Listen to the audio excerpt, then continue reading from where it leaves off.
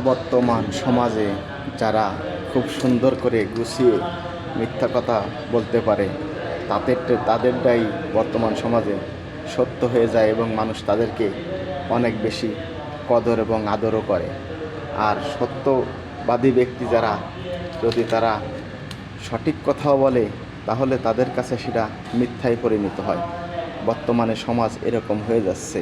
তার একমাত্র কারণ অসৎ লোক 500 টাকার বিনিময়ে বিক্রি হয়ে যাচ্ছে, আর সৎ ব্যক্তিরা সেই অসৎ লোকের কাছে প্রতিনিয়ত অপমান অপদস্থ হচ্ছে। এটাই বর্তমান সমাজ দেখাচ্ছে ভাই। কি বলবো, চিরদিন কেউ আমরা এই দুনিয়ায় থাকবো না, তবে এর একটা বিচার একদিন না একদিন আল্লাহ তাআলা করবে। আপনি যাই কিছু করেন না কেন, এই জায়গার থেকে করে যান, কিন্তু পরে যে কোনো পার পাবেন না। নিশ্চিত আপনার এর সাজা ভোগ করা লাগবে, কেউ ঠেকাতে পারবে না আপনার সেদিন।